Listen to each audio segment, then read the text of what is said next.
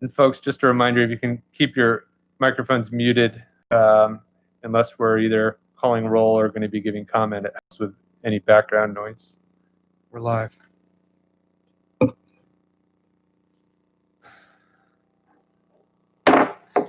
Good evening. Welcome to tonight's meeting of Bethlehem City Council for Tuesday, July 21st, 2020 at 7 p.m. here in Town Hall. We'd all please rise for the Pledge of Allegiance. Pledge allegiance to the flag of the United States of America and to the republic for which it stands, one nation, under God, indivisible, with liberty and justice for all.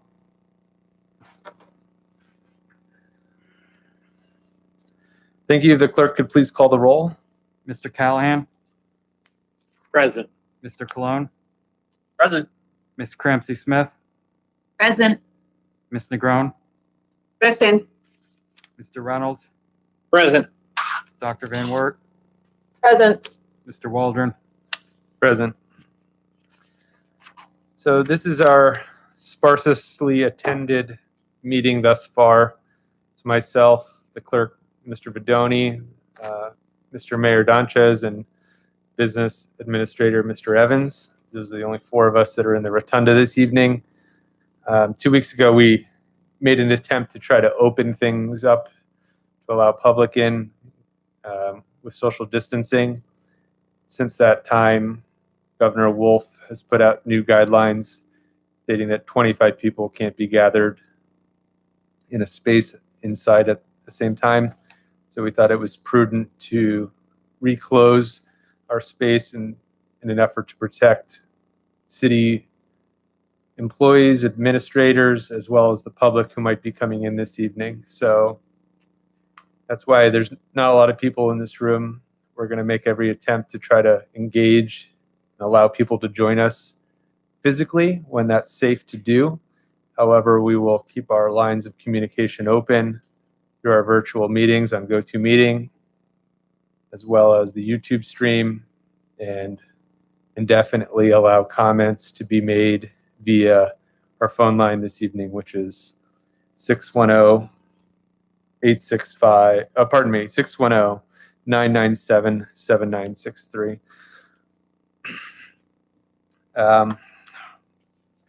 Prior to consideration of our regular agenda items this evening, City Council will be conducting a public hearing to accept public comment on the proposed zoning ordinance amendment pertaining to bed and breakfast.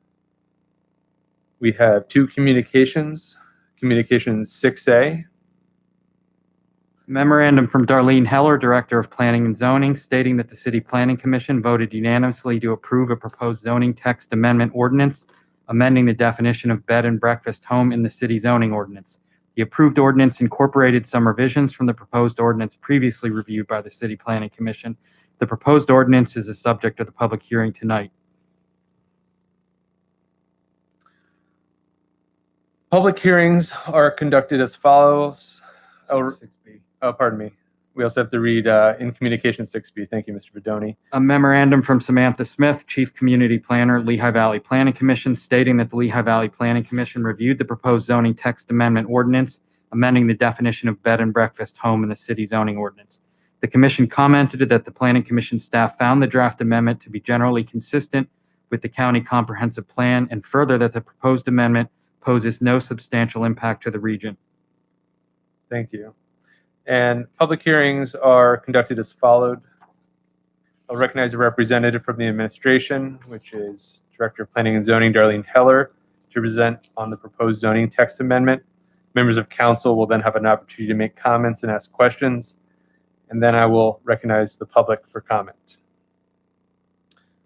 The public hearing is called to order. I'll recognize Darlene Heller, Planning and Zoning Director, to discuss the city's Planning Commission's recommendations related to the proposed zoning text amendment. Thank you. Good evening. The amendment really is pretty straightforward. This is proposed to accompany some ordinance amendments that you've previously looked at and that you'll vote on next month for short-term lodging.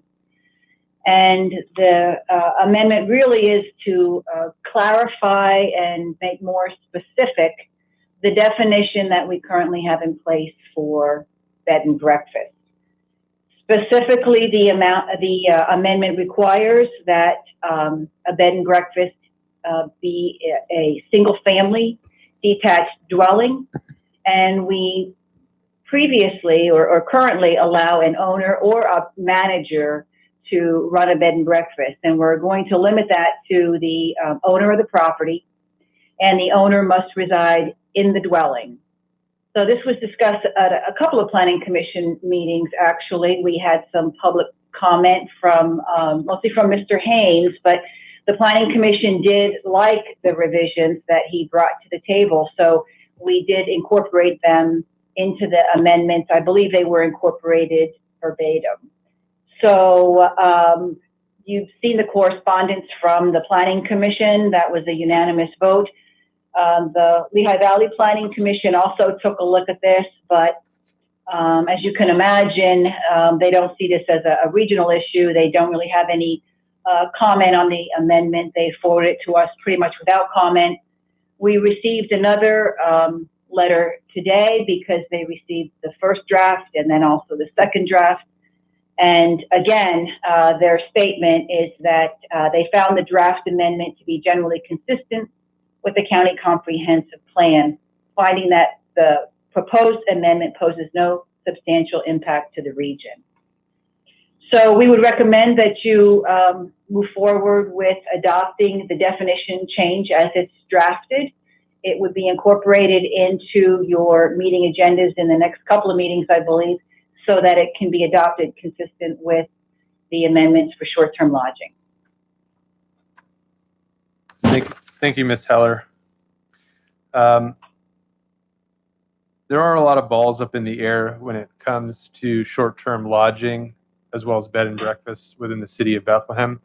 So it's pretty easy to mix some things together or exclude things. But as I just want to clarify at this point, we are specifically discussing and voting on the definition of a bed and breakfast. In time coming, we will be having a discussion about short-term lodging, which is a much more hot-button topic where we've been getting a lot of feedback. But at this point, the only thing in front of us this evening is the public hearing for the definition of a bed and breakfast. So are there any comments or questions from members of council to Ms. Heller or other members of the administration? Any members of council have any questions or comments? For our YouTube viewers, I see some head shaking no. So at this point, we will open up public comment specifically and only to the public hearing that is at hand. I know a lot of folks, I have a few names signed up on our list this evening of people who would like to call in and discuss other topics, and we will get to that pretty shortly. But right in front of us at this time is a public hearing with the definition of a bed and breakfast. So I'm going to open up the phone lines if anybody wants to call in to do that. If you do have comment on any other subject at this time, I'll ask you to hold those comments and wait to the near future. So if you'd like to make comment on the public hearing for the definition of bed and breakfast, phone number 610-997-7963.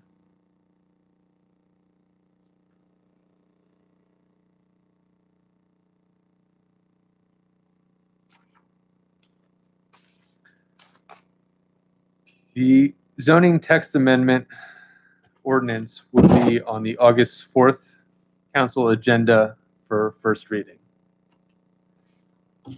The public hearing is adjourned.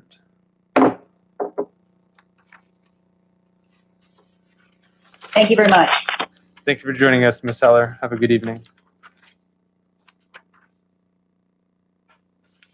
Moving on with our agenda, seeking approval for the minutes for June 3rd. Without comment from council, the minutes will stand approved.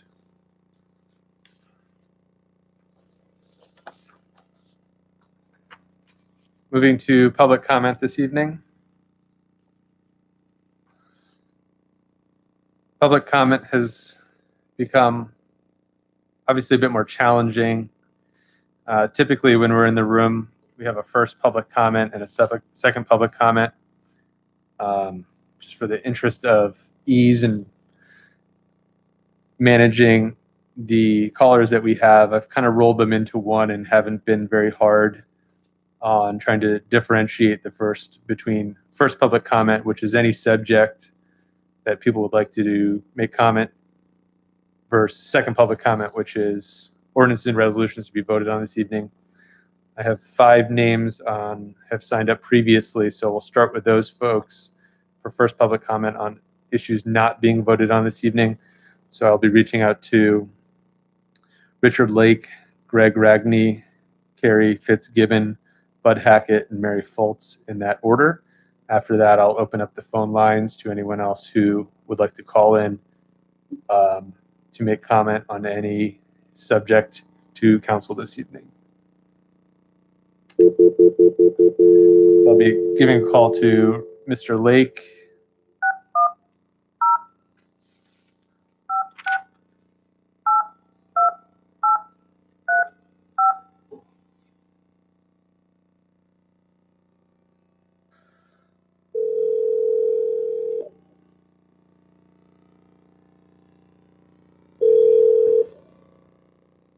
Hello, Good evening. This is Bethlehem City Council. sir. How's everybody doing? We're doing well. If you would please state your name and address for the record, and please give your comments to council. My name is Richard Lake. I live at 1418 West Market Street, first floor, Bethlehem, PA. Go ahead, Mr. Lake. A question that I had that was just brought up to me recently. I rent the apartment for a year, and I rent the garage in the back. But it was brought up to me in regards to certificate of origins or occupancy. I'm sorry, certificate of occupancies. And I come to find out through doing, the solicitor's right to know and all that stuff, that this particular owner doesn't have one since 2012. And I'm just wondering, what's the rules? What's the penalties? I mean, what's being done about to keep following up on these certificate of occupancies with these landlords?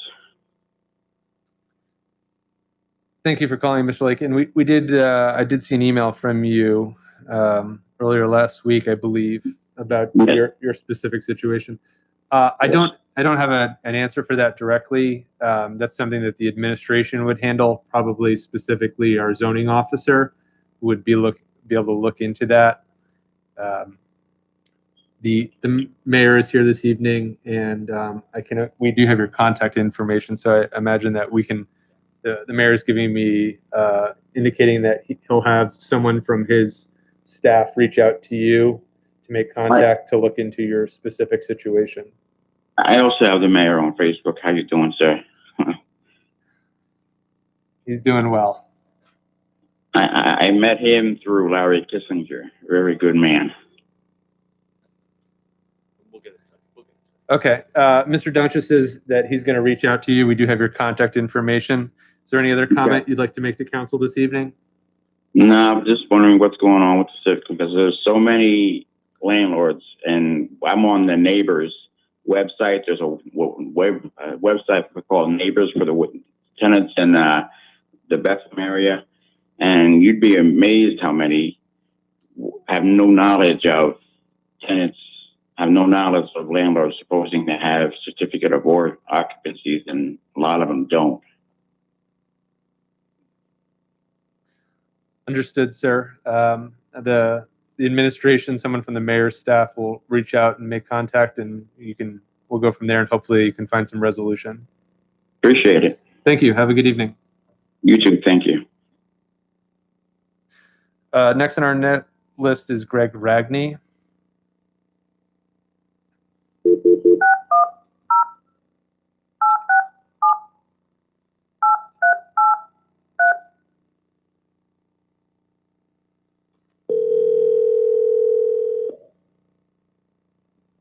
Hello?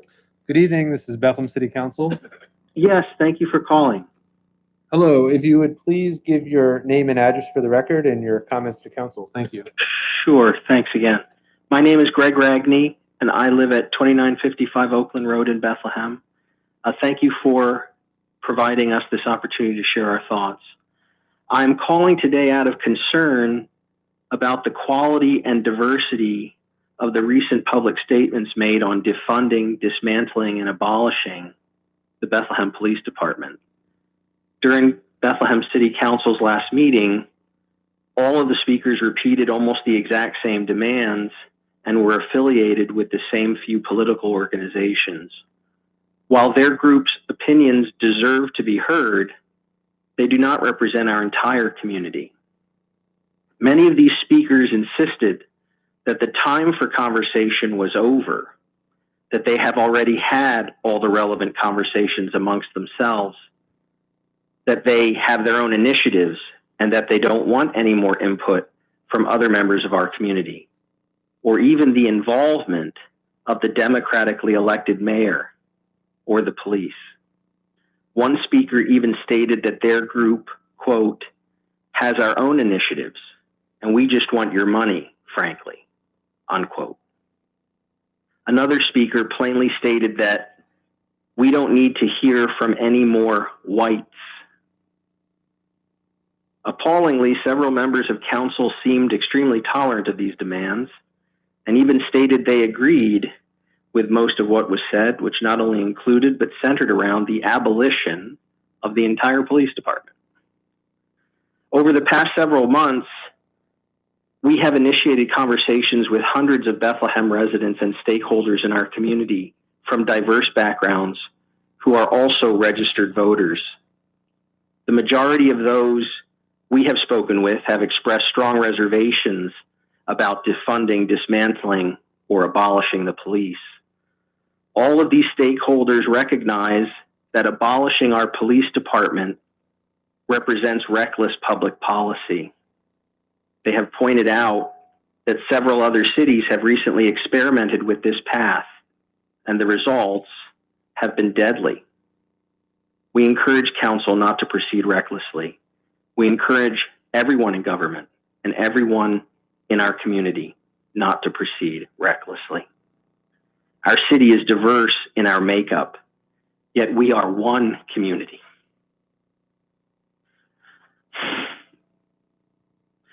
We must either learn to live together respectfully as brothers and sisters, or we will surely perish together as fools. Quality public policy starts with quality public conversations, which are based on the free exchange of ideas. It's troubling to hear some community members say that they have no interest in exchanging ideas. How are we going to proceed when the police have reached out in solidarity? The mayor has reached out in solidarity. The council has reached out. But all those overtures have been rebuffed and rejected with exclusion. Where does that leave the 75,000 other residents of our Bethlehem community whose concerns haven't even been heard yet or given any substantive consideration? How do we proceed when only one side wants to have a conversation and the other side is only issuing demands? That attitude doesn't come from a sense of respect for the community. In this kind of toxic atmosphere, how does a public policy process go forward equitably for all stakeholders in the community? I would finish today not with a demand, but with a request that all community members look into their own hearts and characters and begin anew the quest for peace and mutual understanding. Hate is our common enemy, not each other. If we can overcome the human problem of justifying our own hatreds, then no goal or ideal is beyond us. That quest for mutual understanding begins by genuinely listening and truly hearing each other's troubles and concerns. so that we can together search for balanced solutions and choose policies that respect our common humanity. Thank you for your time. Thank you, Mr. Ragney. Next is Carrie Fitzgibbon.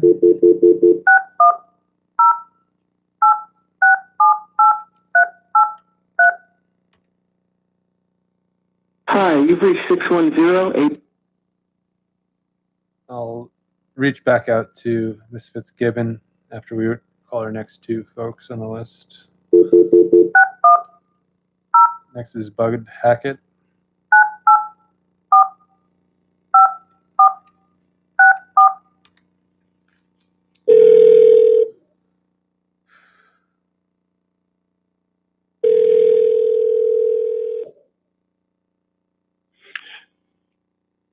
Hello.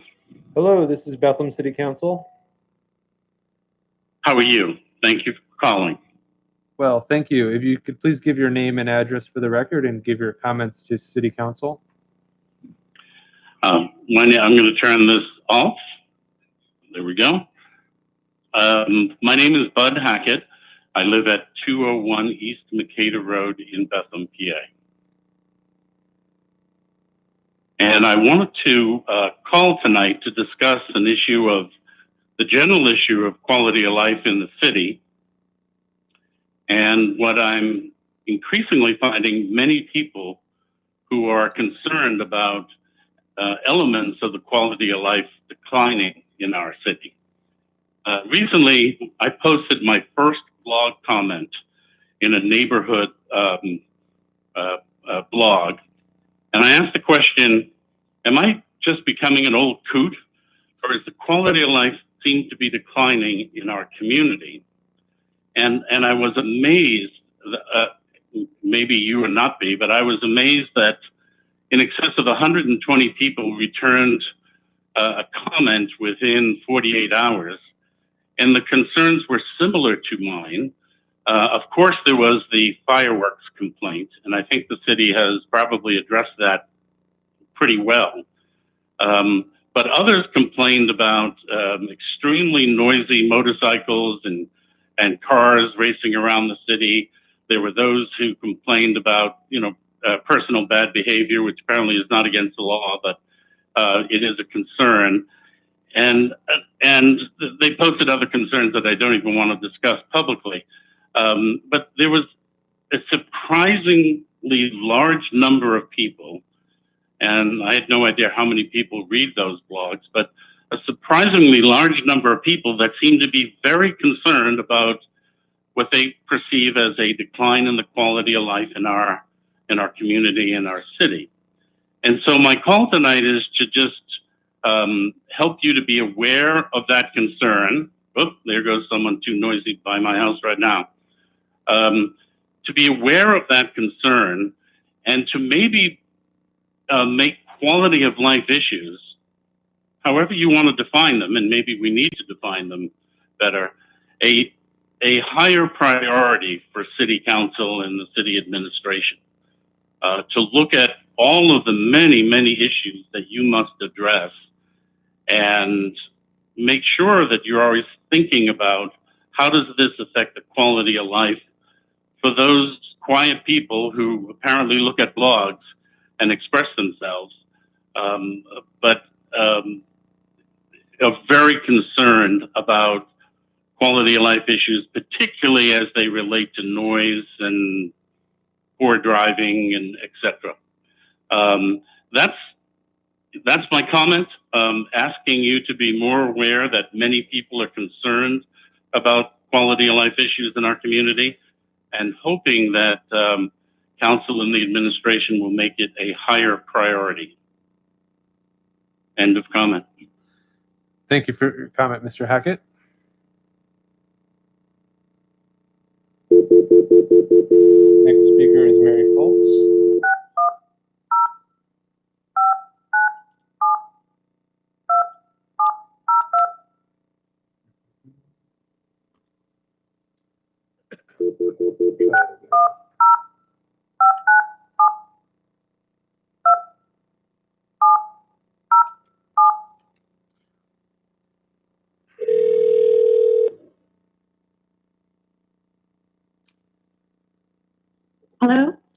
Hello, this is Bethlehem City Council.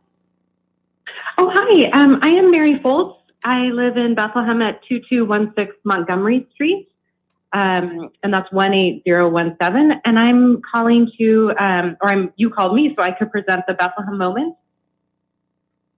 Thank you, Ms. Foltz. Please go ahead.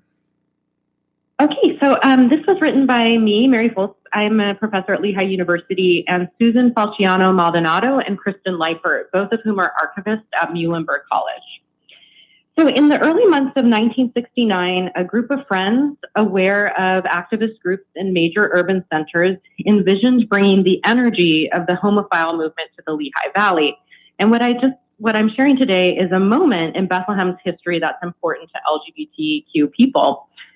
The homophile movement gained support in the U.S. in the 1950s and continued to make progress through the 1960s.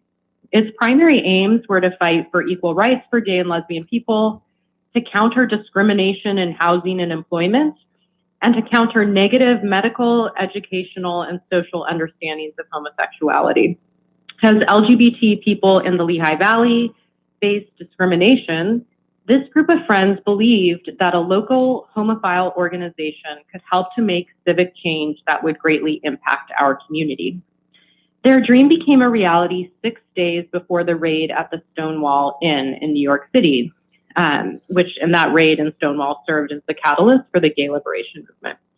So on June 22nd in 1969, a gathering of 27 individuals met on the north slope of the Blue Mountains in Bloomsburg, PA, to form a homophile movement in the Lehigh Valley. The meeting drew participants from a 60-mile radius, and 15 charter members pledged dues and time and energy to foster the new organization.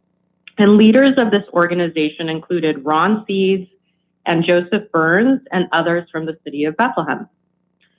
One of the primary decisions that members faced was whether or not to become affiliated with the National Mattachine Society, which is one of the earliest gay rights groups in the United States. But ultimately, because the Lehigh Valley is, pretty distant from New York City and Philadelphia, it really presented challenges for Lehigh Valley residents to attend those meetings. And it prompted them to lean towards creating an independent organization. The homophile movement of the Lehigh Valley was then born. And this organization was nicknamed Lehigh Ho. And they wanted to secure a more central location for their meetings so that many in the Lehigh Valley could attend. During the summer of 1969, Lehigh Ho approached the Unitarian Church of Bethlehem about holding its meetings in their building. And after a review of the organization's bylaws, the church approved meetings beginning in 1970. So really, Bethlehem has had LGBT organizations since 1969 here in our city. From its first month, Lehigh Ho became a hub for information about national gay liberation struggles and their regional counterparts. For example, they published their first newsletter in June 1969 and to continue to offer relevant reporting about protests and activist efforts in our region, as well as New York City and Philadelphia. And they really advertised regional social events as well.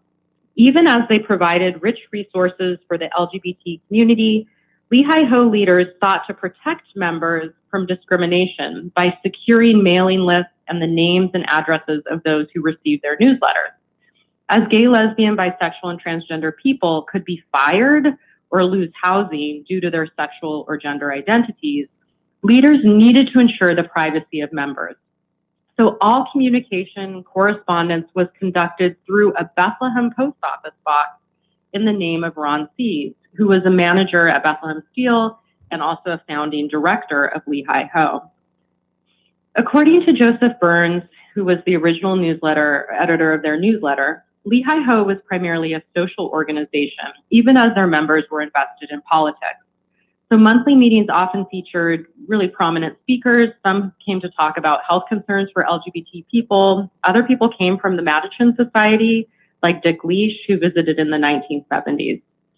Still, the most anticipated part of Lehigh Ho meetings was the social hour that followed the conclusion of the official agenda. Lehigh Ho provided an alternative to the bar scene, as many LGBT people wanted the opportunity to meet outside of noisy tap rooms and dance halls. While social events continue to be a huge draw for members, political organizing became the focus for others. Lehigh Ho members like Frank Whalen and Bob Whitman were involved in starting the Lambda Center in Allentown, which was the first LGBT community center in our region. Others were involved in the regional chapter of NOW and participated in the important fight for an anti-discrimination ordinance in Allentown. The political activity of Lehigh Ho members shows the value of social organizations for fostering spaces in which to build community, to dream of social change, and to create relationships that fuel the difficult work for social justice. So in the late 1990s, Lehigh Ho's membership began to decline as other LGBT organizations took the lead in the Lehigh Valley and built really on the foundation that Lehigh Ho had created. Still, Lehigh Ho's work on behalf of our community is an important part of Lehigh Valley history and Bethlehem's history in particular, which we're really proud to share with you tonight. And I'll just close by saying I'm representing the Lehigh Valley LGBT Community Archive with this Bethlehem moment tonight. And if you're interested in learning more about regional LGBT history, you can find that archive at Muhlenberg College's special collections on their website. Thank you very much. Thank you for your comments, Ms. Foltz. Have a good evening. You too. Bye. We'll reach back out to Carrie Fitzgibbon.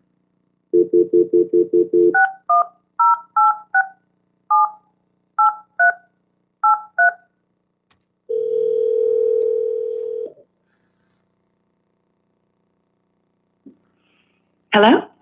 Hello, this is Bethlehem City Council. Hi, thank you so much for calling. I appreciate it. My name's Carrie Fitzgibbon. I live on Oakland Road in Bethlehem, 18017. I'd like to thank you for your time, for this time to speak.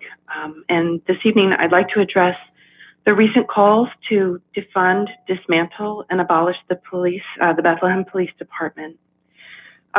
This is such an important issue and has such far-reaching effects on so many members of the community in different ways that I'm still trying to gather and process information from many different points of view, as I imagine you are as well. Clearly, this is a complex issue that requires such nuanced thinking and diverse research. And my concern is that I haven't heard a lot of nuanced conversation around this topic. Instead, what I've heard doesn't really qualify as conversation at all, if conversation is the free exchange of ideas from multiple perspectives, building towards some workable solutions that can be tried and then tracked to see how effective they really are. In public debate thus far, we've only heard how one group of people perceives policing, and their perspectives deserve to be heard. Some very broad, absolute statements have been made, and we would humbly ask council to actively reach out to everyone in the community to seek out as many perspectives as possible, as there are many different constituencies who will be affected differently by any changes that are made. And we would also ask that before public policy is set, that rigorous research is conducted backed by statistical evidence. The Bethlehem Police Department recently released its 2019 policing report for Bethlehem, and some people say the police shouldn't have a voice in this process. But I disagree. Because of their experiences, the police can bring ideas to this conversation coming from their unique personal perspectives of what could possibly improve our systems. This report should be delved into. I mean, there were 65,000 calls made to police in Bethlehem in 2019, 2,600 arrests, and 145 uses of force. But if we have to go through every one of those calls, arrests, and uses of force in order to better understand what the police do for us and how they do it, then so be it. But so far, we haven't discussed any real statistics or heard an unbiased understanding of the value our police department contributes to our daily lives. I also feel it is important to realize that our police officers are human. Police have been referred to of late in any number of insulting and threatening ways. At the last council meeting, they were called an evil machine. And when you start referring to other groups by demeaning names, you make it easier to treat them as less than human, and you invite in hatred and violence. The Bethlehem Police Department is made up of human beings who wake up every day, put on their uniform, and risk their lives by upholding the laws this city council has passed for the greater good of our community. The entire concept of a civil society is based on passing laws to balance the rights of diverse members of our community. Police risk their lives every day balancing those rights by upholding our laws, and they are legitimate members of our community. People of color do not wish to be marginalized in our society, and rightfully so. I find it sadly ironic that groups who are combating their own marginalization would attempt to marginalize other groups who are a legitimate part of our community. If people truly want a conversation, they must welcome the opinions and contributions that others make.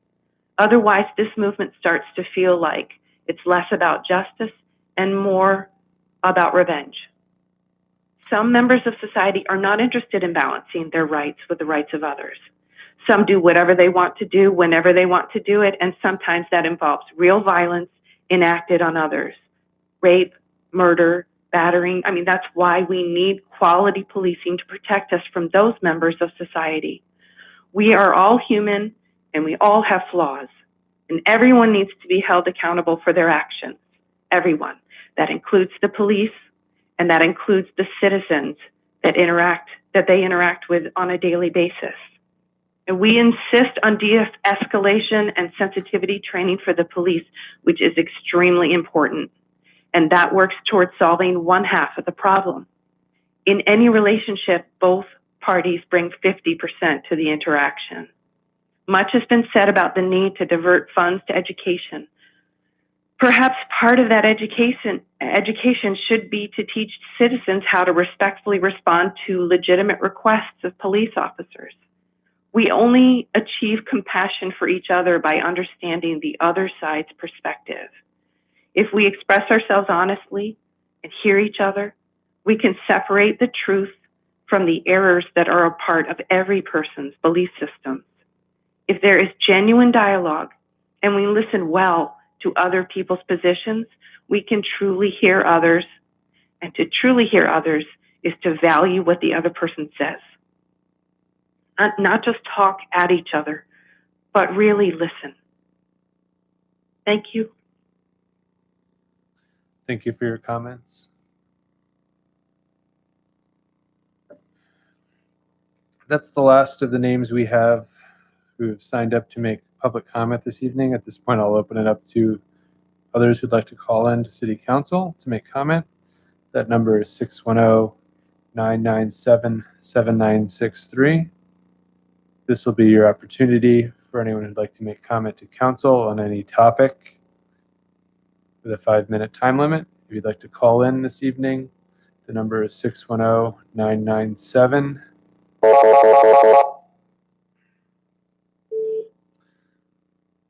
Hello, Bethlehem City Council. Hello, this is Greg Zom. Good evening. I live at 224 East Decatur Road, and thank you for providing this opportunity. I have to say, it's about time we hear some comments. I've heard 2 people speak tonight regarding only one opinion being expressed about the social upheaval we've been having. And we had a city council meeting 2 weeks ago, and we heard, I think, 20 speakers and in-person callers essentially in opposition to voting on the community engagement initiative resolution. And I don't recall hearing anyone in favor of voting on that.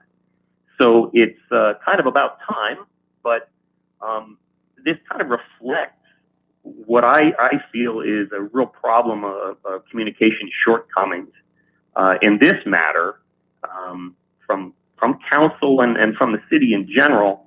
I don't think we have nearly the participation we could have, and I think that's something that has to be worked on. But what I prepared is the following. I have a few questions about the Community Engagement Initiative resolution and its discussion. And I will email my questions to council and to the mayor. First, why in the last meeting did you vote on the resolution with that vast majority, if not 100% of public call-in and in-person opposition to voting on that resolution? Second, do I understand correctly that there will be an announcement tonight about a date for a first public meeting for the engagement initiative, and that it will be held in a virtual format? Third, if a virtual format is and has been an option for public meetings, such as right now, why was that format not made an option to field public input prior to the voting on the resolution? I think this speaks to a problem that we have. We are not really communicating, although not in extended discussion that is necessary. I agree with the recent caller who expressed that opinion. Regarding those two callers previously, they related several things, and like I said, they weren't present for the prior meeting. Perhaps that would have improved our discussion. It was said, the following things were said. We are one community. Only one side wants to have a conversation. Only one opinion was expressed, and referring to last meeting. And council don't act recklessly, to which I certainly agree. I think the discussion that has not taken place publicly would alleviate some of those concerns and actually help us arrive at more fair decisions. But as far as we being one community, in theory that is true, and I believe strongly in that. But many justifiably, in my opinion, justifiably strongly disagree with that, and that has been expressed. As far as only one side wants to have a conversation, that is irresponsible. That's not true. And only one opinion was expressed. Now, that's just too vague to be responsible as well. And it does require more nuance, like that caller mentioned. To say that only one opinion was expressed is not accurate. Another reason why we need extended discussion on that. Okay, and so it's our responsibility to consider thoughtfully and to respond. I certainly agree with that. And kind of as I said already, but I'm going to read this. After the communication shortcomings surrounding this matter and our city's response to the public outcry, fairly or unfairly, about police violence in general, I believe it's past time for there to be public discussion. This is what I expressed last council meeting. Public discussion on topics such as this to improve Bethlehem City government's communication with the public. Now, I'm asking, will you make that a priority for this? Will you make this a priority in the near future? I really believe we need to improve communication, and we can. I consider myself fairly savvy, and I find it few people have any clue about how to get into and be heard at the meeting. They must share some responsibility for that, unquestionably. So to avoid the problems around lack of discussion, then I ask, how can all be heard without more proper opportunity for public discussion, which I know is, I hope will take place regarding the resolution. Thank you very much. Thank you for your comments.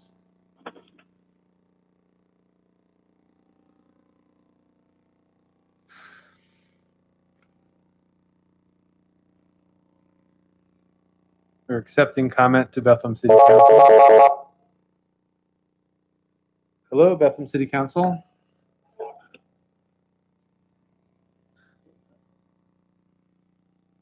Hello, Bethlehem City Council. Hello, good evening. My name is Scott Huff. The last name is spelled Hough. I live on Edge Hill Road in the city. And the reason for my comments today are I have a question and a thought for council and for the mayor. Last week, a group of citizens from Northampton County attempted to obtain a permit from the city in order to support Pennsylvania House Resolution 836 in the 100 block of East Broad Street. Contact was made with Judith Stiles from my campaign, and in all transparency, I am a Republican candidate for House District 135. Ms. Stiles responded to our campaign by saying that we would require a permit, and we asked about filing for said permit. She then responded to us by saying that we would not be approved for a permit. This was without even the ability to file an application. We asked why that was the case, and we've received no response. It's now been 5 days. I'm asking council right now, has there been a moratorium on gatherings and permitted gatherings in public places? And for the mayor, was this something that came from high above? Thank you. Thank you for your comment. I believe someone from the administration may reach out to you to help give an answer to your question. Thank you.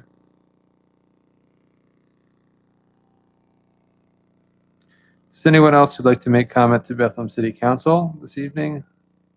Number 610-997-7963.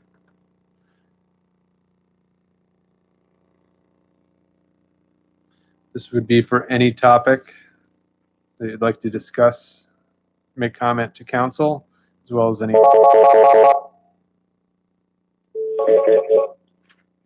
Hello, this is Bethlehem City Council. Hello. Hello. Hi, my name is Mike Henriquez. My address is 537 4th Avenue, Bethlehem, PA. Just want to thank you guys yet again for having an open floor for us to call in and make public comment. My comment is regarding the last city council meeting that took place. I am just at a loss for words. I just wanted to note that what was said during the last city council meeting, which truly struck everybody as when we exited, we had a discussion about it, and that the city council stated that this document, the document I'm speaking of, I apologize, is the community resolution, and the city council stated that this document meant nothing, and that the words on this document, the very thing that makes up the document and the resolution, and for justice, that it meant nothing, that it was more of a concept, and that it's not about the words. And I'm confused on why the resolution was even passed after stating that the words in the document meant nothing, and majority of the callers and public commenters asked for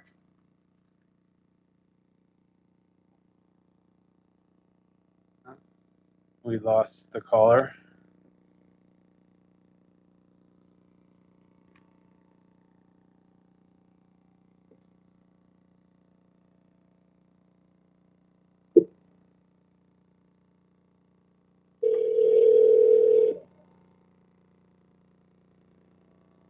hello.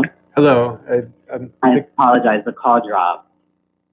Understood. Please continue your comments. Thank you. I just wanted to state that I'm a loss for words. I just wanted to note that during the last city council meeting about the community resolution, that the city council stated that this document meant nothing, that the words on the document that makes up this very document, this resolution, means nothing, and that it was more of a concept and not the words. I'm confused on why the resolution was passed after stating that the words in the document meant nothing, and if this was the step we needed to take. The community of Bethlehem is asking for a public discussion to pass a resolution that will mean something to us and to mean something to the community and create change.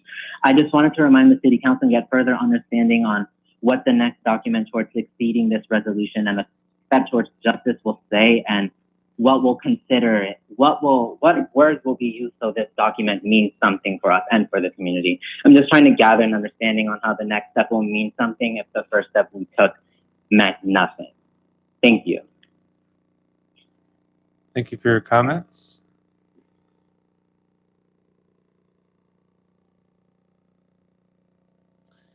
Accepting comment to Bethlehem City Council.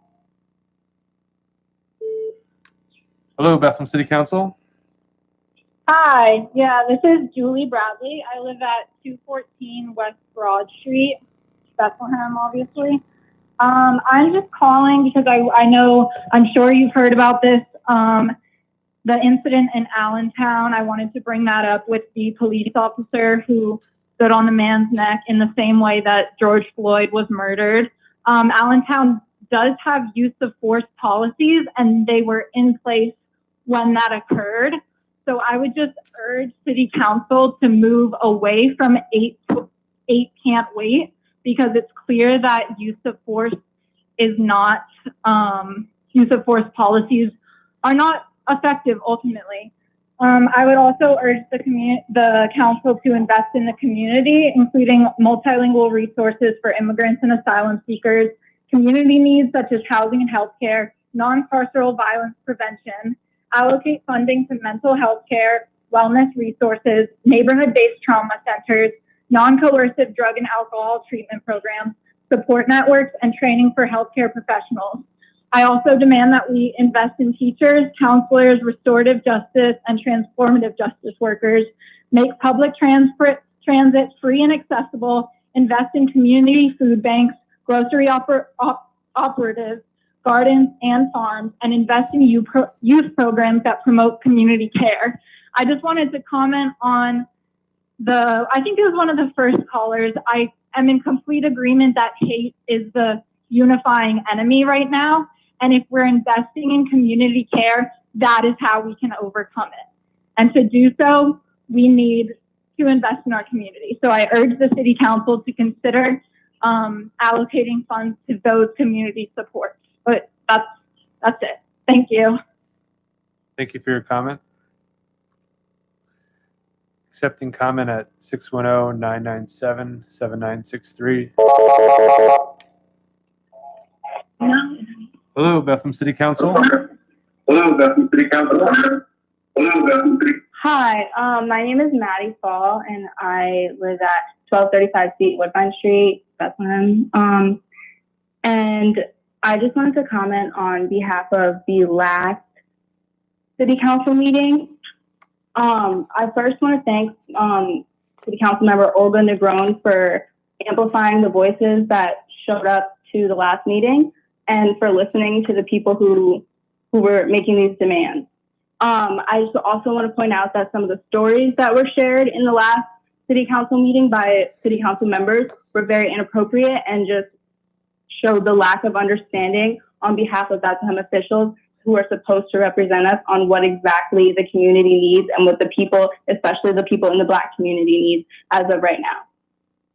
And I would also like to speak on what another caller said about the community engagement resolution not being a resolution at all, but to then say that it's about the concept and not about the words, and this piece of paper means nothing. When reading it, there were things that were clearly outlined in what City Council wanted to try to do. So I'm confused on to why that means nothing and how it was voted on and passed in the first place when so many people opposed of this resolution.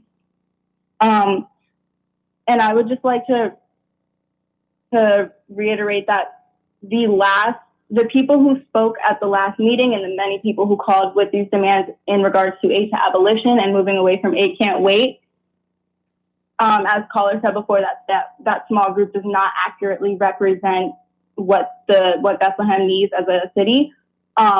But in fact, those are the very voices that are always overshadowed, and those are the very voices that Bethlehem needs to continue to amplify and to continue to listen to, because in the community engagement initiative, it just shows that our officials and the City Council members don't understand the needs of especially marginalized groups in Bethlehem. And that's all I wanted to comment. Thank you for your comments.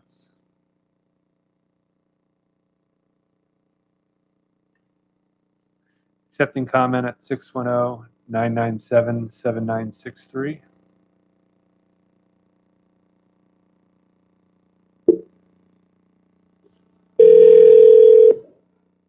Sorry, I don't know what happened there.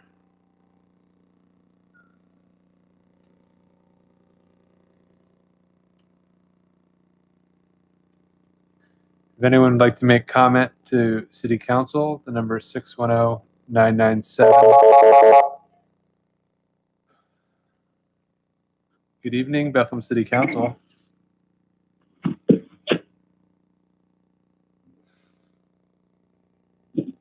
Mr. Haynes, can you hear us? Yes. Can you hear me? Yes, we can. If you'd please state your name and address for the record and give your comments. Yeah, it's Bruce Haynes from 63 West Church Street. I want to call in, I was compelled to call in by the comments from Greg Ragney early on and Kerry Fitzgibbons. And I thought both of them eloquently spoke to the need for real dialogue and not one-way demands. Unlike a couple previous callers, I have no demands tonight. I simply want to compliment them on the quality of thought that went into their presentations, and I support what they had to say completely. I'm someone who moved here to Bethlehem, made an investment here in Bethlehem, live in the downtown, and I moved here because of the safety and quality of life of Bethlehem. And I've experienced the Bethlehem police in multiple occasions over the last 20-some years, and dealing with subduing disruptive guests to being a first responder to somebody that fell on the sidewalk, to diffusing arguments between people, to looking for lost children.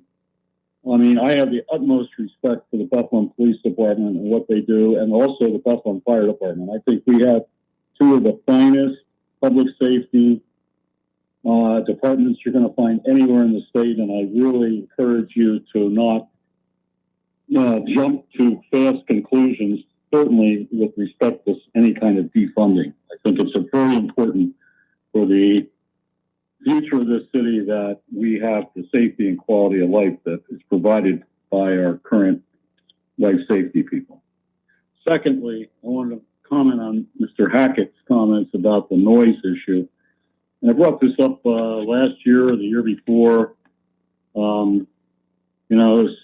The outdoor dining obviously has become, our forte, if you will. It's almost our calling card now on Main Street, Broad Street, and I have to say that the noise issues from cars with no mufflers to the motorcycles to the raceway that occurs on Main Street, and it's like being at a drag track where you can't really even have a quality dinner out on Main Street because of it. And I think it's time to actually seriously consider, and I never thought I would recommend this, speed bumps in each block, in the middle of each block, near the hotel, up in the middle of the next block.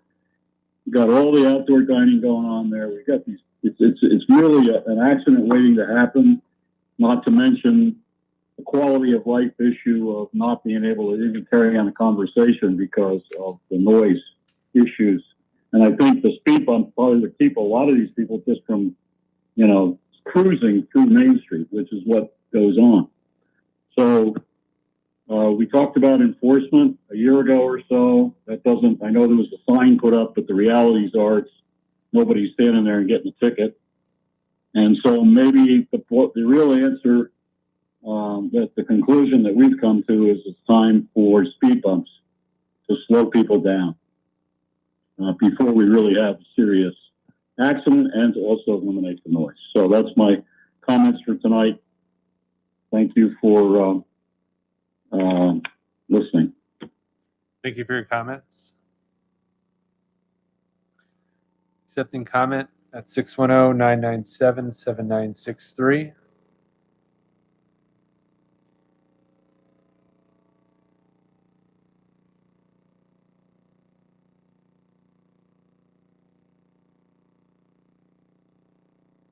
This will be our last opportunity for anyone who'd like to make comment to council this evening. The number is 610-997-7963.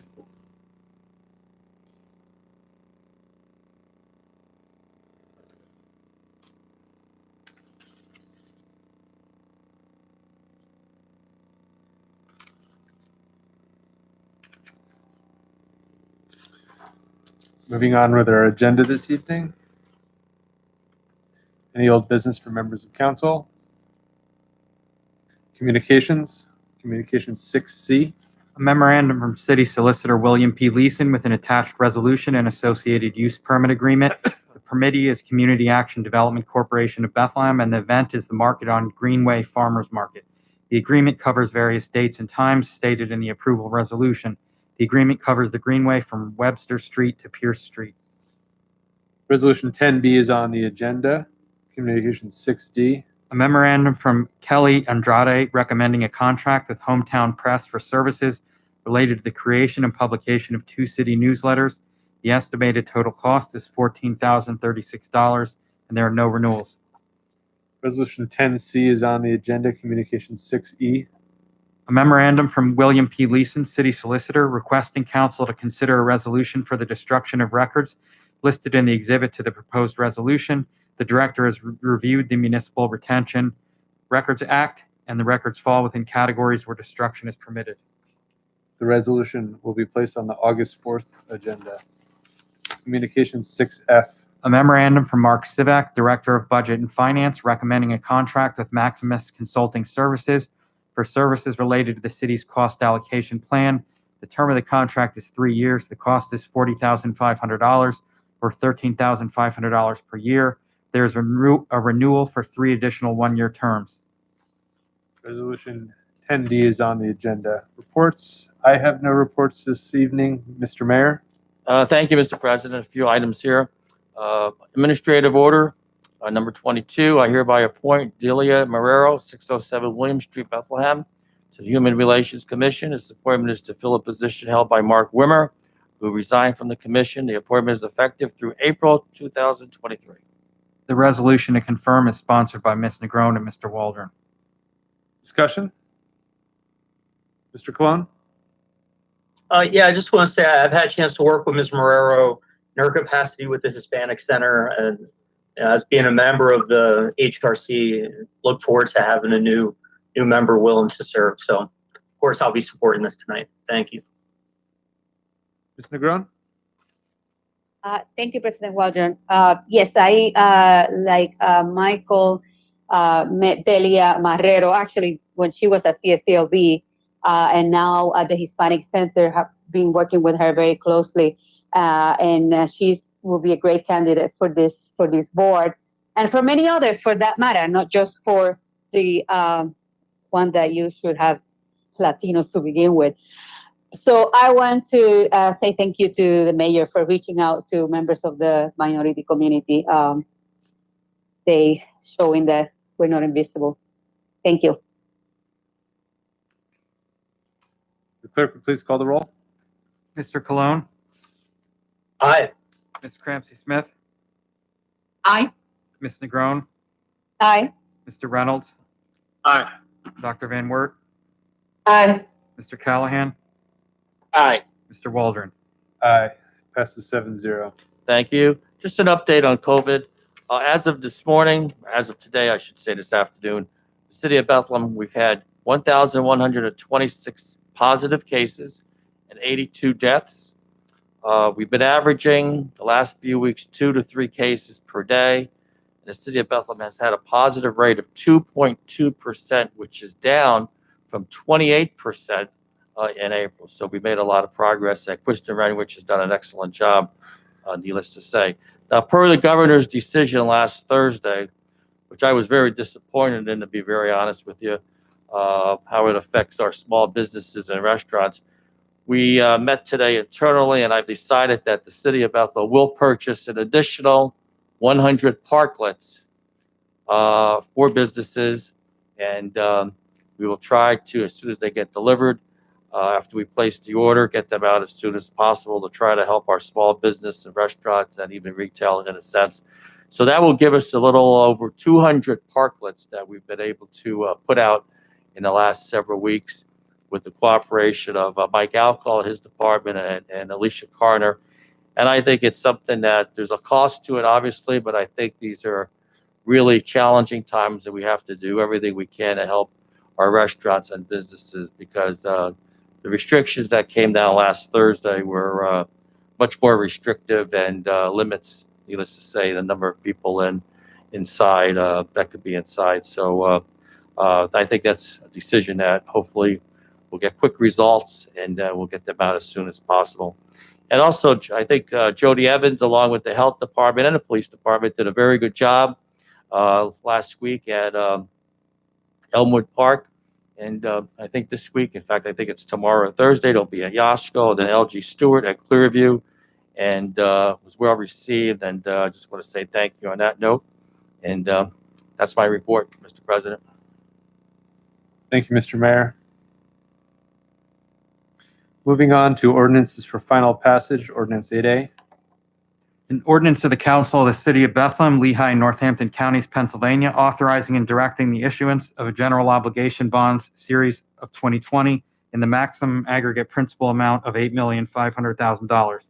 Providing the proceeds of the 2020 bonds shall be applied to carry out the refunding of the guaranteed revenue note series of 2012 pursuant to a refunding program. Determining that the sale of the bonds shall be a private sale under the act, and determining that the bonds shall be non-electoral debt of the city. Fixing the interest payment dates, denominations, and registration, transfer, and exchange privileges of the bonds, and providing for book entry bonds. Setting forth the maturity dates, principal maturities, and current interest rates of the bonds. Establishing the redemption provisions of the bonds. Accepting a bid for purchase of the bonds and authorizing execution of the bond purchase agreement. Designating a paying agent and registrar. Designating a place and method of payment of the bonds and interest thereon, and making certain covenants with respect to the tax-free status of the 2020 bonds. Covenanting to pay the principal and interest on the bonds and pledging the full faith, credit, and taxing power of the city for that purpose. Providing for the circumstances under which the ordinance may be amended or modified. Providing for the terms, conditions, covenants with respect to the bond insurer, if any, for the bonds. Authorizing and directing specified officers of the city to do and perform certain specified, required, or appropriate acts. Declaring that the debt to be incurred is within a limitation imposed by the act upon incurring of such debt by the city.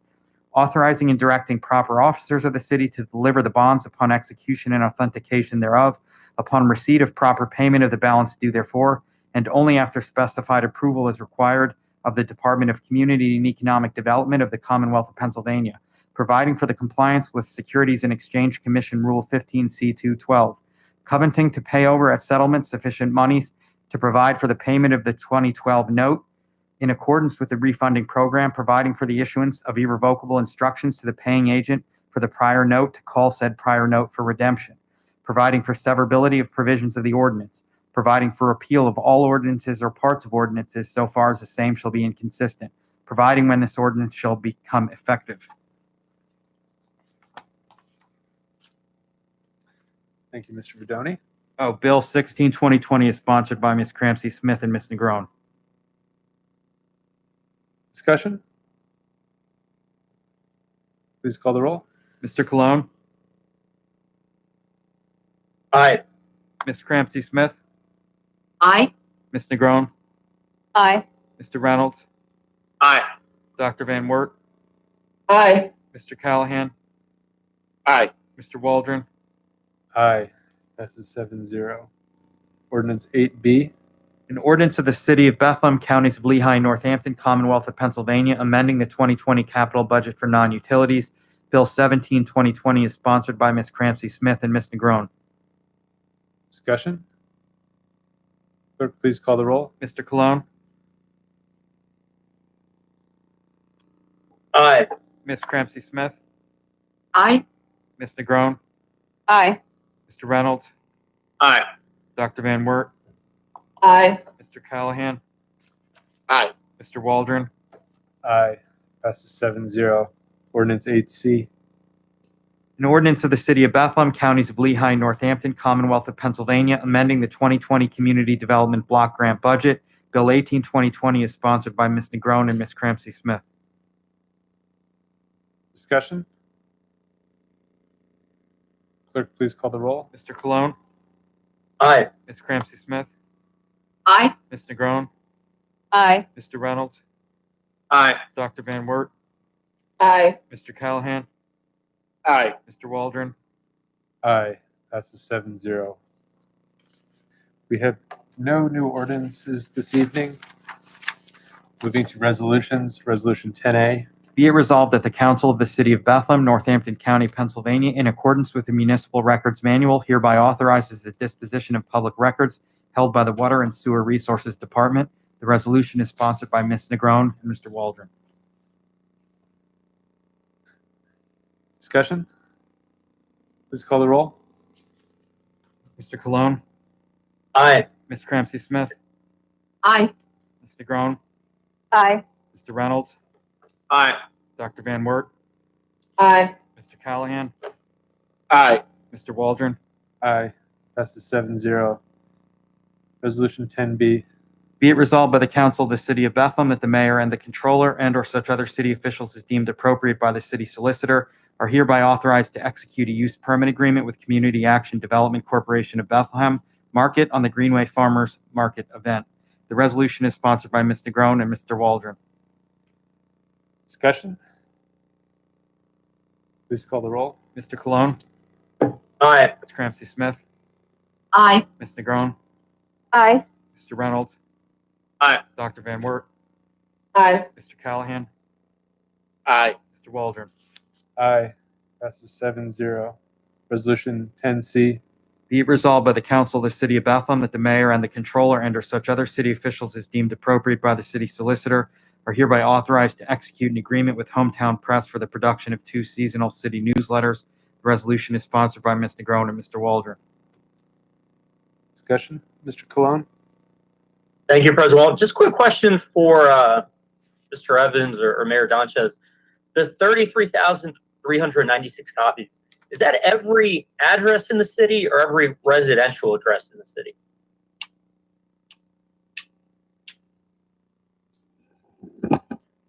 I'll have to check. I think it's every residential, but I'll touch base with Kelly tomorrow and then get back to you. I was just curious. Thank you, Mayor. Please call the roll.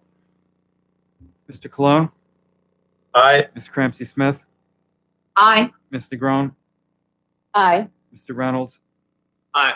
Dr. Van Wert, Aye. Mr. Callahan, Aye. Mr. Waldron. Aye. Passes 7-0. Resolution 10D. Be it resolved by the Council of the City of Bethlehem that the mayor and the controller and/or such other city officials as deemed appropriate by the city solicitor are hereby authorized to execute an agreement with Maximus Consulting Services for services related to city cost allocations. The resolution is sponsored by Ms. Negron and Mr. Waldron. Discussion?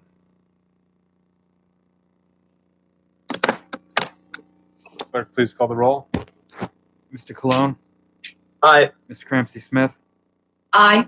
Ms. Negron, Aye. Mr. Reynolds, Aye. Dr. Van Wert, Aye. Mr. Callahan, Aye. Mr. Waldron. Aye. Passes 7-0. Resolution 10E. Mr. President, Mr. Civic was watching. The answer is residential.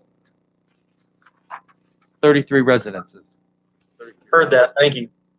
That's our one viewer. Thanks for joining us, Mr. Sivak. How are we doing tonight, viewers, Mr. Bedoni? 24. 24 viewers, in fact. Resolution 10E. Certificate of appropriateness under the provisions of the Act of the Pennsylvania Legislature and Bethlehem Ordinance is hereby granted for 51 East Wall Street to repaint portions of the house and replace existing railing with new railing. The resolution is sponsored by Ms. Negron and Mr. Waldron. Discussion? Clerk, call the roll. Mr. Cologne, Aye. Ms. Cramsey Smith, Aye. Ms. Negron, Aye. Mr. Reynolds, Aye. Dr. Van Wert, Aye. Mr. Callahan, Aye. Mr. Waldron. Aye. Passes 7-0. Resolution 10F. Certificate of appropriateness under the provisions of the Act of Pennsylvania Legislature and Bethlehem Ordinance is hereby granted for 24 East Market Street to replace a damaged garage door. The resolution is sponsored by Mr. Groen and Mr. Waldron. Discussion? Please call the roll. Mr. Cologne, Aye. Ms. Cramsey Smith, Aye. Mr. Groen, Aye. Mr. Reynolds, Aye. Dr. Van Wert, Aye. Mr. Callahan, Aye. Mr. Waldron. Aye. Passes 7-0. New business, Ms. Cramsey? Yes. There will be a Public Works Committee meeting on this Thursday, July 23rd, 2020 at 6 p.m. in Town Hall. The subject will be proposed transfers of city-owned real estate. Mr. Cologne?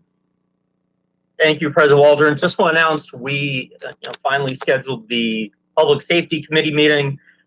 So that's going to be Tuesday, August 11th at 6 p.m.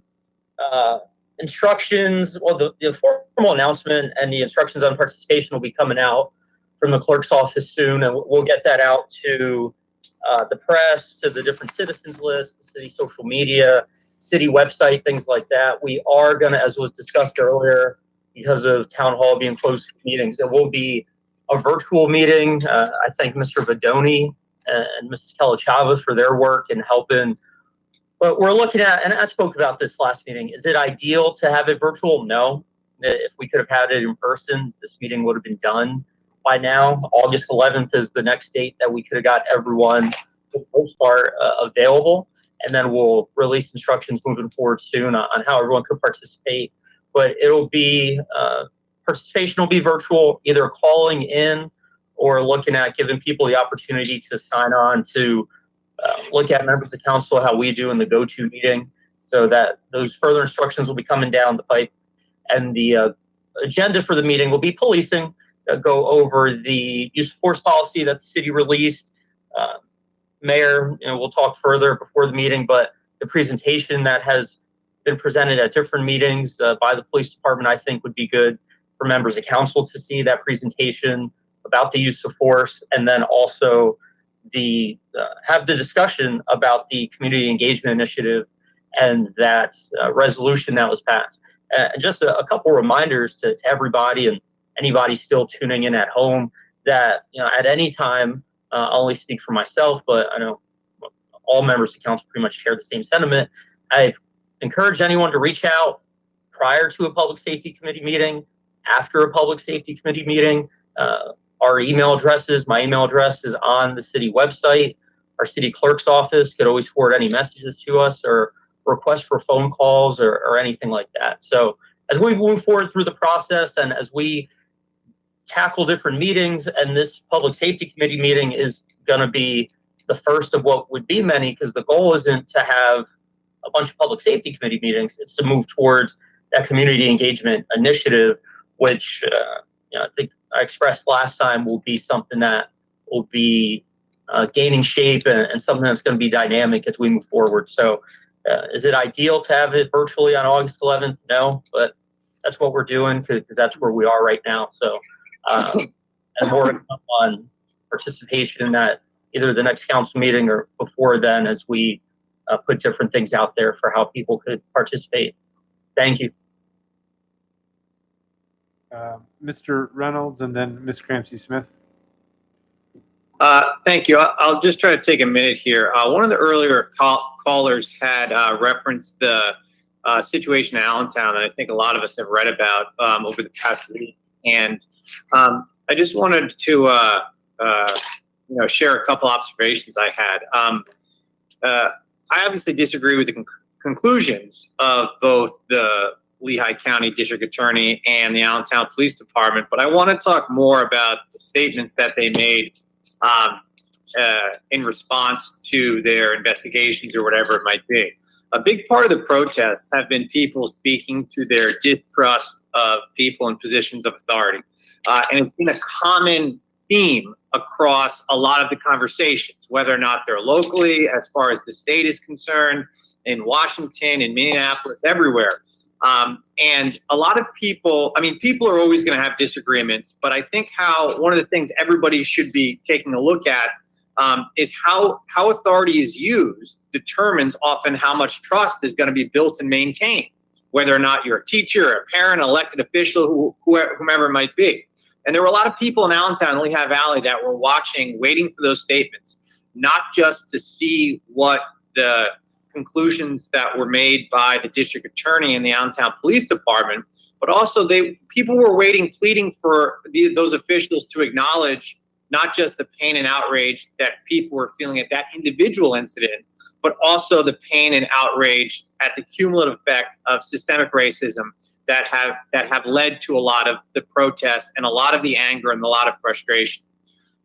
In those statements, there was nothing about systemic racism. There was nothing about Black Lives Matter. There was nothing that would show somebody that was angry and frustrated that the people that were in the positions of authority understood not just this individual incident, but the bigger issues that people were looking at. And that, even though this was in Allentown, that becomes our problem, because people, when they don't trust authority and when they don't trust the people that to reflect their anger and their frustration and have empathy towards understanding that we need to do better, it leads to mistrust that we end up having to deal with the consequences as well.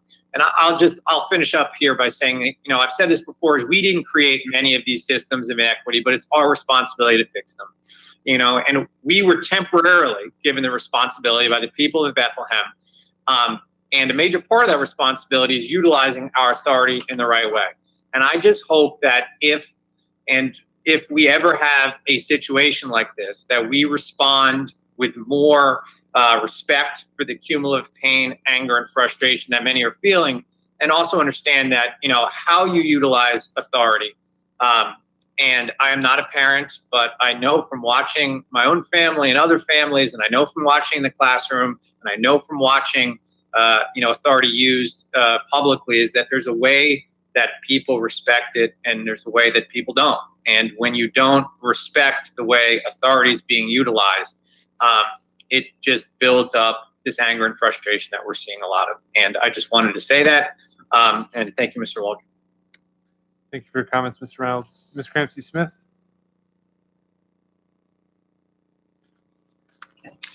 I guess I just wanted to try to bring some clarification, because it seems like there's still a lot of confusion regarding the community engagement initiative. And quite frankly, I'm a little confused, because I feel like some of the callers, and some of the callers have been repeated callers, are not feeling what I'm feeling as far as what it is going to look like.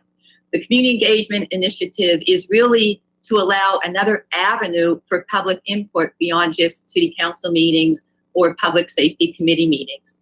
And from there, to provide some framework to the city and the council and the police to move forward and to address systemic racism, as well as build bridges and build better relationships within the community and with our police department. Again, I think I'm going to read what the resolution states. At one point, it states that City Council believes it is now the time to create a consistent public space for the long-term discussion of issues surrounding systemic racism, discrimination, race-based inequity, social justice, mental health, addiction, poverty eradication, inclusionary housing, education, and fair policy practices. We must work together. A community-wide coalition dedicated to promoting awareness of these issues. It is imperative that we create as wide of a space as possible to include all community voices in this important conversation. Again, I certainly don't profess to have all the answers. I agree with what Mr. Reynolds said. We have a real issue of systemic racism that has gone on for way too long, many hundreds of years in this country. I see it every day in the students that I work with.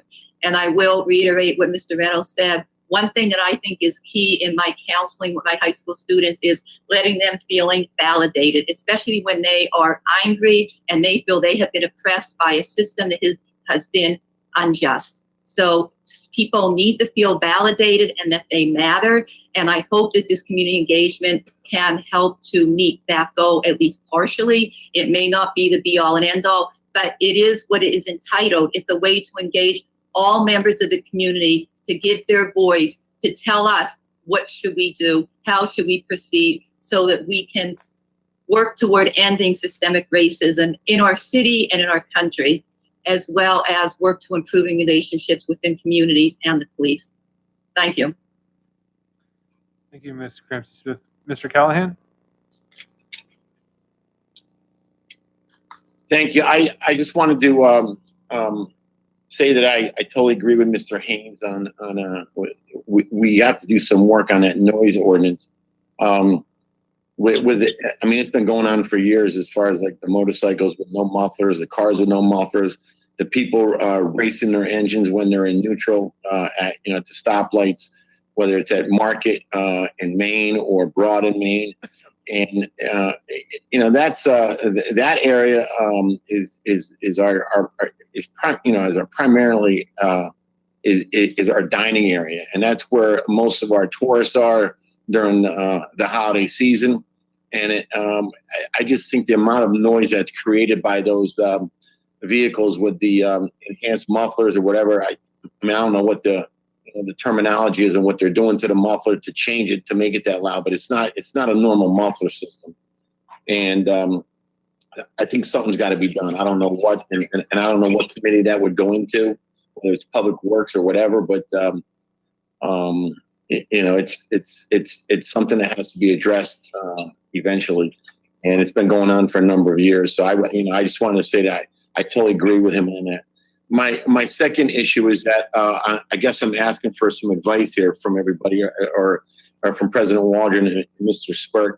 So Mr. Vidoni sent out probably about 4 or 5 different emails to myself and Dr. Van Wert and also Councilwoman Negron, and we've probably had about 20 meeting dates, and for some reason it's we're unable to schedule a meeting date for the equal pay ordinance, which I think is very important to all women and minority women in particular.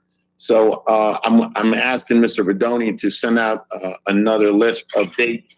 But if that comes back also as not being able to schedule it, what are the options at this point, Mr. Waldron and Mr. Spurk? I don't know what the issue is as far as finding a date. Obviously, it's pretty challenging with the current conditions to get people in the same room. So I imagine that meeting remotely is an option. I can't speak to committee members' availability. That would be something for them. And I don't know what is required. Obviously, there's 3 members of the committee, whether you can meet with just 2 members if it's not able to get 3 in committee to a meeting. So I'm not sure what your options would be moving forward. There's also the possibility that members of the committee don't want to meet to discuss the item on the agenda as well, which I think is what you're implying as well, based on the conversations that have happened around that topic specifically. So the ordinance, as everybody knows, it was passed in the city of Philadelphia. It's being passed by a lot of cities. It basically protects women from. It makes businesses pay women the same amount of money for doing the same job, provided all the qualifications are the same. And it's been passed by the city of Philadelphia. It went to federal court, and the federal courts ruled in favor of women and minority women. And this is a really important thing for the city of Bethlehem. So, I'm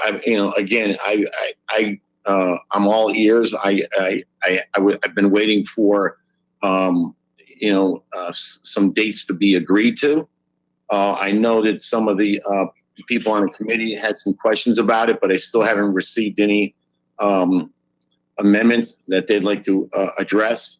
And at this point, if I'm going to ask Mr. Vidoni to send out another round of meetings, and I've agreed to every, there's been over 20 meeting dates, and all the years I've been in council, I've never had any committees never be able to agree to over a period of 3 months.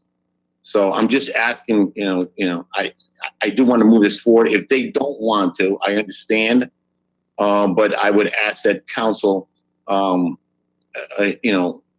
be willing to at least listen to the arguments of passing the ordinance and pull it out of committee.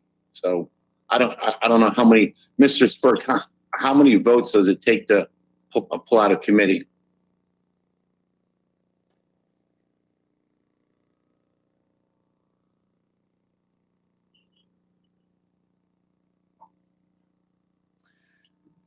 Jack, we're not hearing you.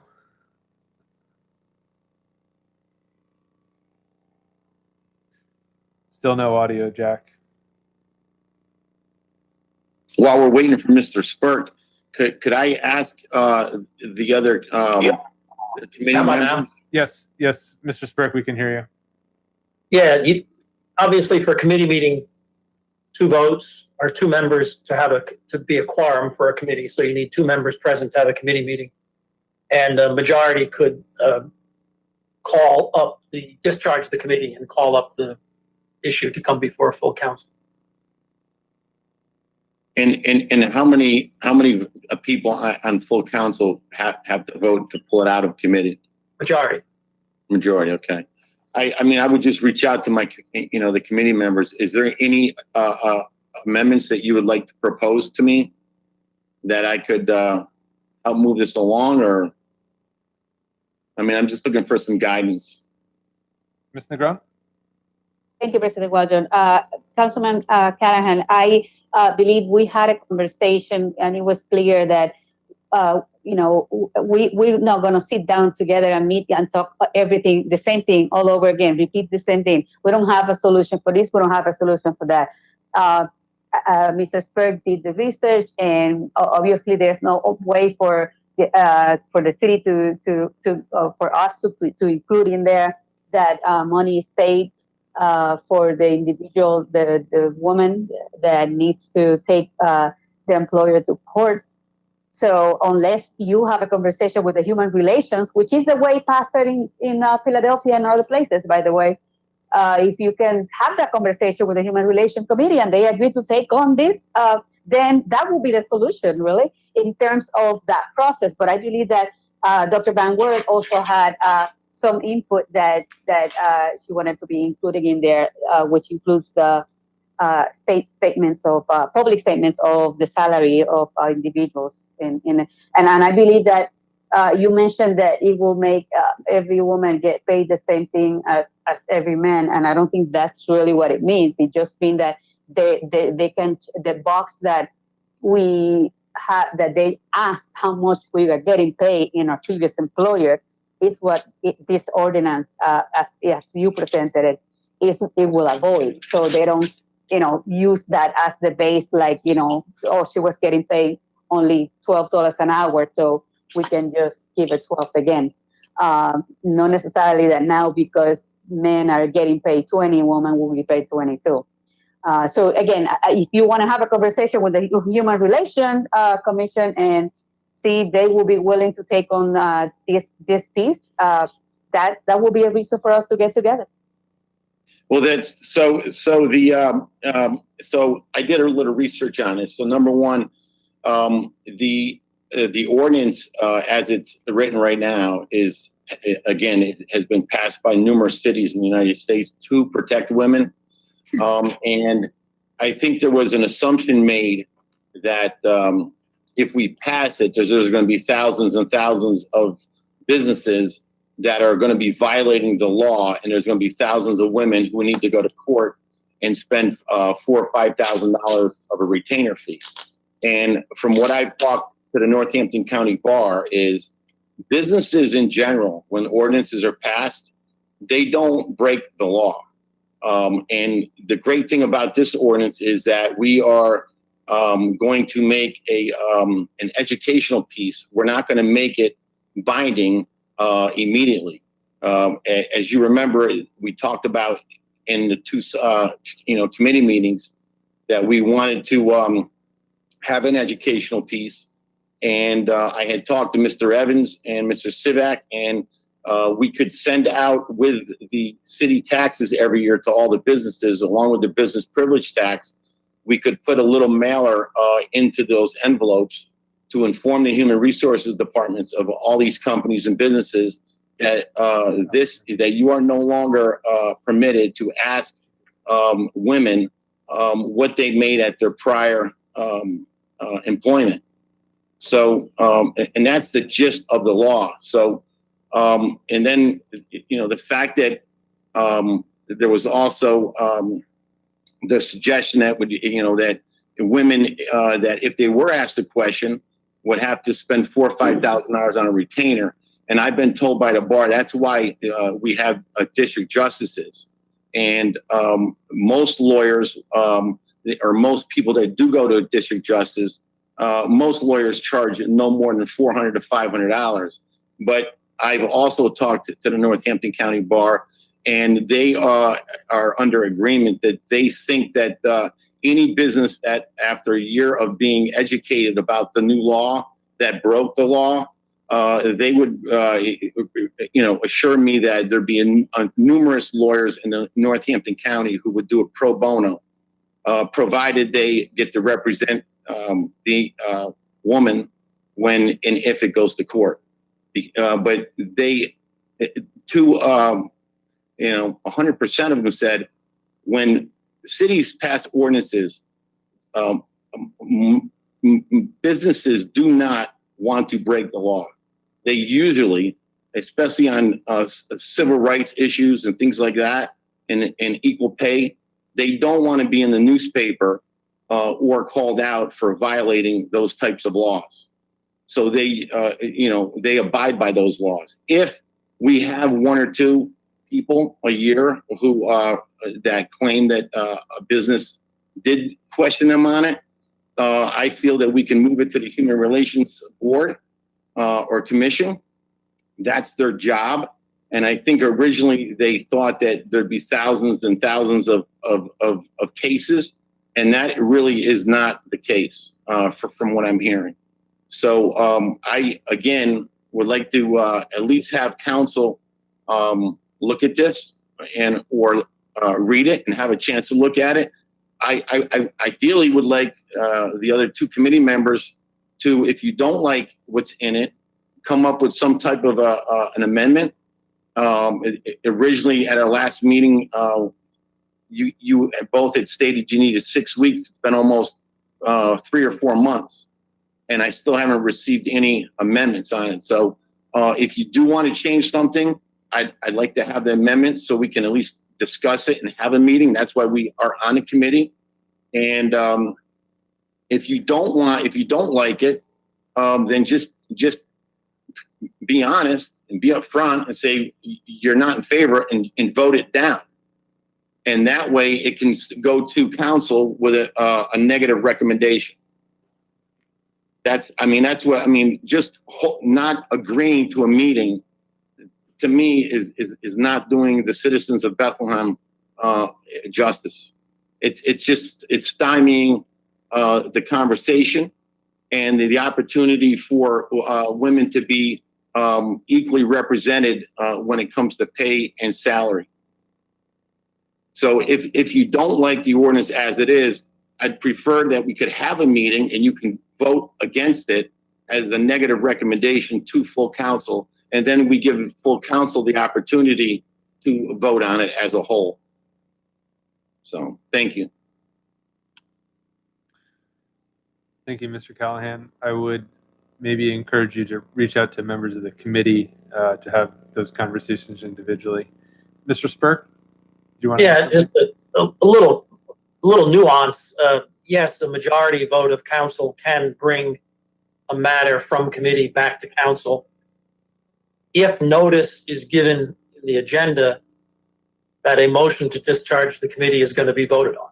So in other words, Mr. Callahan, if you got to a point where you didn't feel like the committee was moving and you wanted the full council to take the issue back, you would have to request that go on the agenda for a meeting, and then a majority vote would be sufficient to bring it back. If there would be no prior notice and it was just something that you spontaneously brought up at a meeting, then it would require 5 votes. It would require 2/3. But so long as you gave notice in the agenda to a subsequent meeting, it would only be 4 votes. I just wanted to clarify my earlier statement that a majority would be sufficient. It is, if there's prior notice before the meeting. Thank you. I will take Mr. Waldron's advice. I will send an email to the other committee members. I'll also have Mr. Vidoni send out 3 or 4 more dates to see if we can all agree to meet and have a meeting. And if they don't like the ordinance as it is, I would ask kindly that you just vote against it as it is, or submit an amendment at our next meeting of any changes that you'd like to have. And I will also have at the next meeting, as soon as we can schedule it, some representatives from the Northampton County Bar who would explain that there'd be lawyers if businesses did violate the law, that there would be lawyers, a number of lawyers who would be willing to handle any of those cases pro bono, provided they have the case when it goes to court. So I just would ask Dr. Van Wert and Councilwoman Negron that if you wouldn't mind that we could agree to a visual or a virtual meeting, a committee meeting, and if you can't, I understand, but I would ask that we then, or if we do have the meeting, vote against it so we can move it to full council. And if you don't want to vote against it and install on it or keep it in council or in committee, I would ask that we then, I will then give full council notice that I'd like to pull it out of the committee. So thank you so much. Is there any other new business for Dr. Van Wert? Hi. So for the 24 people who are watching us, I just have to feel compelled to say, as you all know, I'm a physician.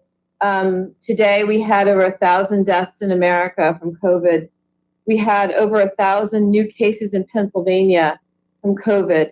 And we have a death rate here in Bethlehem of 8.2%, which I hope will continue to drop as we learn more about it. But in some ways, I feel that we are like firefighters who are standing in a field and the forest fire is surrounding us. And I'm just sending out this plea to everyone. Please don't take this for granted. It is not time to sit down and pull out our deck chairs. It is time for us to start digging the fire ditches deeper. This is the time where we have a chance of keeping this out of our community by practicing all of the guidelines as stringently and as frequently as we possibly can, because I am so deeply concerned that if we don't do this right now, that things are going to get worse. So while I totally understand the pain that this has caused our local businesses, and I feel like if we don't get it right now, it's going to be even more painful in the future. So that's my message. That's what I wanted to say. I still have grave and deep concerns. This virus has decimated my personal community where I practice, and the death rate in the places where I go and nursing homes is at least 25%. So please, let's do everything possible we can to not prevent this from coming back through our town and our community, and keep it away by using all the guidelines and not relaxing your guard. That's what I wanted to say. Thank you. Thank you, Dr. Van Wert. We have one last bit of housekeeping here. Our next council meeting is scheduled for August 4th. Typically, we have our council meeting that occurs during Music Fest. We move to the 5:30 time period. And I'm seeking a motion to do that this evening as well. It does feel a little anticlimactic to move the council meeting without the large Music Fest that we all know and love, but in fact, the adjusted virtual Music Fest that's happening. However, we advertised at the beginning of the year that our council meetings occur. We put out our full schedule and pay for those advertisements, which aren't too expensive. However, we do have a public hearing scheduled for that evening. So that has already been advertised at 5:30, and that happened before we got to where we're at as far as COVID. And to revert back to our 7 p.m. would cost about $2,000 to the city to do that.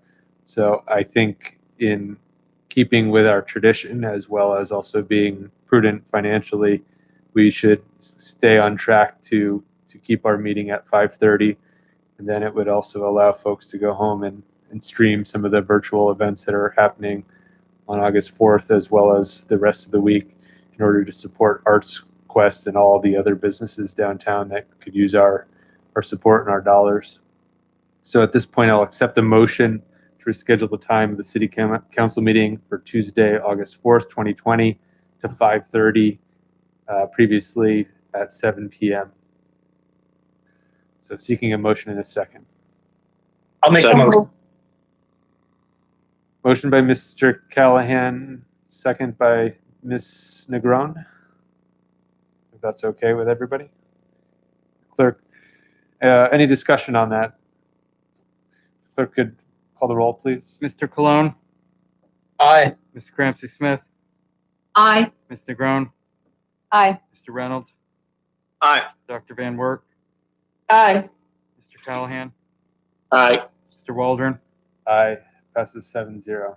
So our next council meeting, August 4th, 2020, will be at 5:30 p.m. instead of 7.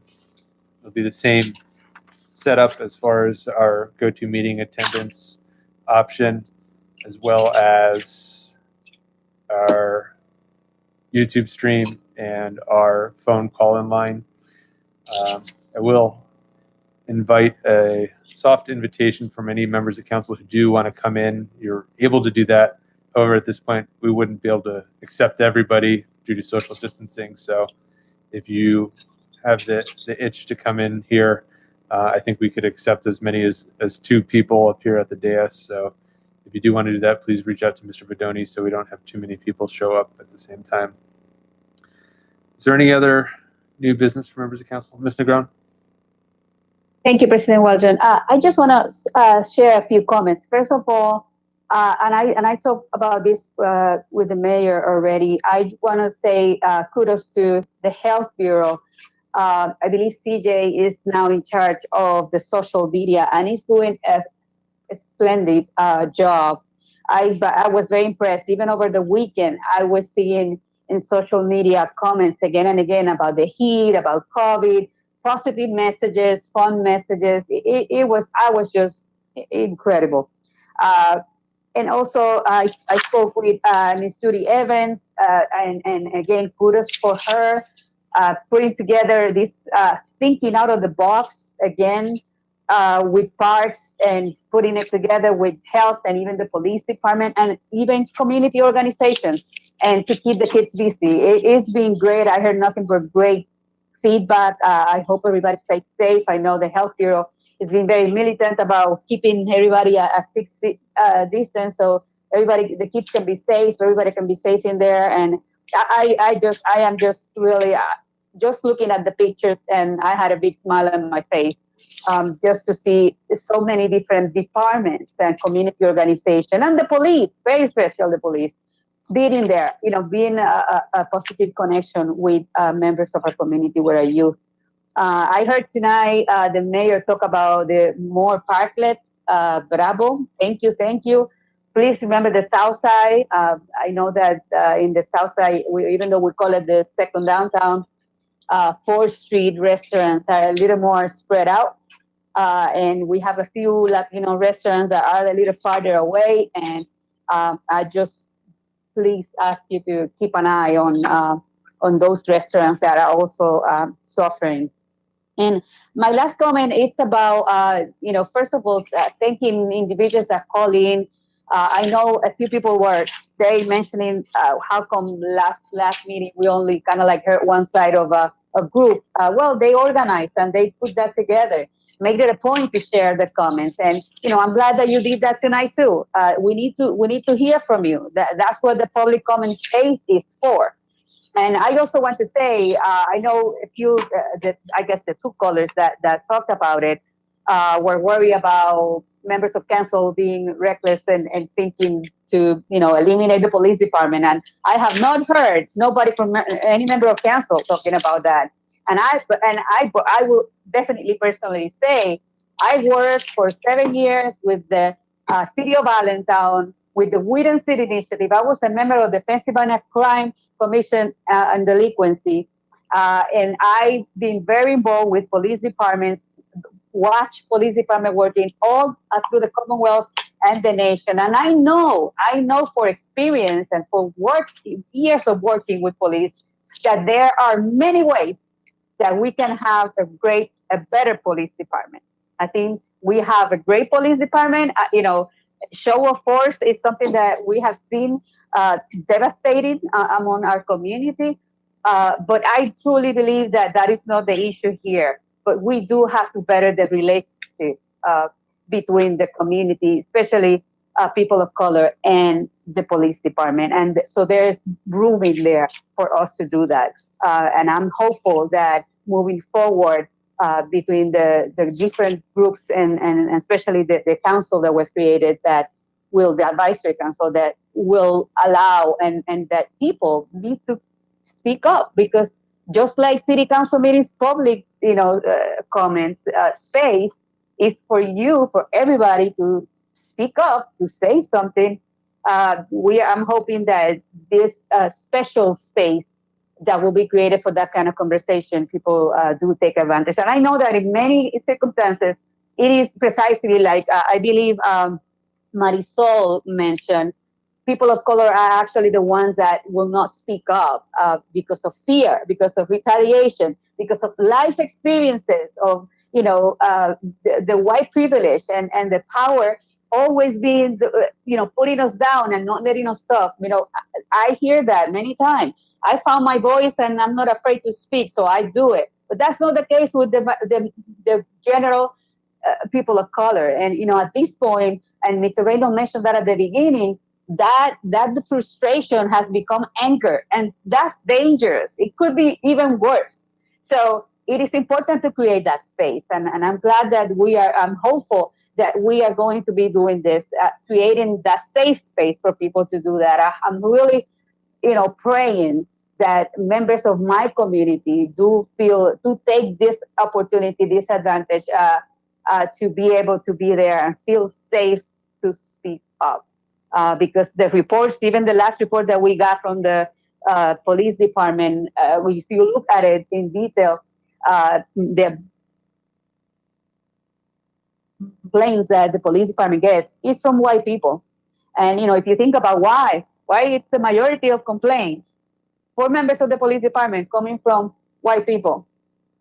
That doesn't mean that the white people are the only ones that are getting, not treated well. It's only because people of color are afraid to speak up. That is not the norm. We don't go make complaints. That is why that number, especially among Latinos, look at the report, is the lowest. Why? Because I've talked with many. They come to me and they tell me, this happened to me, this happened to me. I said, make a complaint. They're afraid.